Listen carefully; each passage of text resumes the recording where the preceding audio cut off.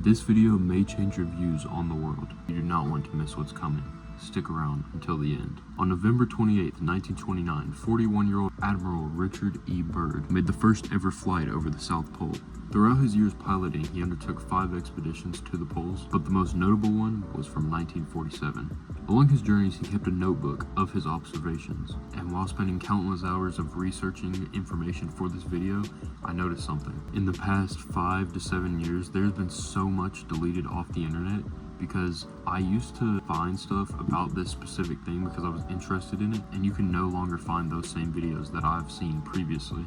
And most of the time you look up anything about it, it's vague or it's just trying to debunk everything that happened instead of like talking about it. Anyway, 17 years after his first Antarctic flight, he went on another mission to the poles. This was set out to be from 1946 to 1947, codenamed Operation High Jump, which is a U.S. Navy operation to establish the Antarctic research base named Little America 4. Like I mentioned previously, Admiral Byrd kept notes of things that he saw along his journeys, and soon after his death, his son ended up releasing those. Upon arriving the South Pole in 1946, he wrote in his private journal, as well as speaking out about it in an interview, about seeing a landmass past the South Pole that no man has explored. But strangely enough, there is left in the world today an area as big as the United States that's never been seen by a human being. And that's beyond the pole, on the other side of the South Pole, from Middle America. And I think it's quite astonishing that there should be an area as big as that unexplored. That's a tremendous So challenge. there's a lot of adventure left down at the bottom of the world. Admiral, do you hope to see that? I do.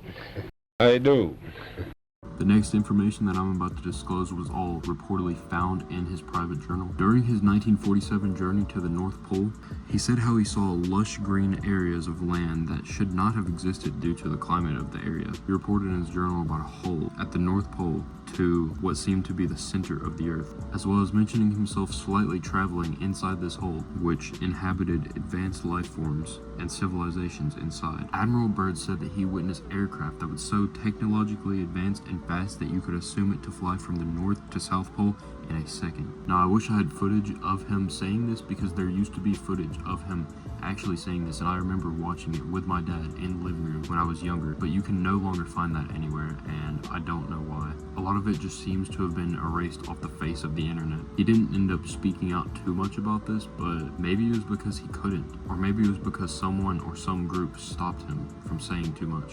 Operation High Jump ended in late February of 1947, and if you watch my other video, I mentioned in it how the UFO that crashed in Roswell, New Mexico happened in July 1947, just 5 months after this operation concluded. Maybe this could be connected. Maybe there is an advanced civilization living inside the Earth, and the way to contact us is by exiting through the poles and landing on our surface. And this is where aliens come from, not from some faraway planet or galaxy, right here on Earth with us, beneath our feet. 9 years later, Admiral Byrd embarked on his final mission to Antarctica on January 8th, 1956. 14 months later, on March 11th, 1957, Admiral Richard E. Byrd passed away at his house in Boston, reportedly due to heart failure. 2 years later, on December 1st, the Antarctic Treaty was signed, prohibiting the use of unpeaceful and military practices and protecting Antarctica overall. And as for Admiral Byrd, his claims and experiences are slowly seeming to be forgotten, locked away in history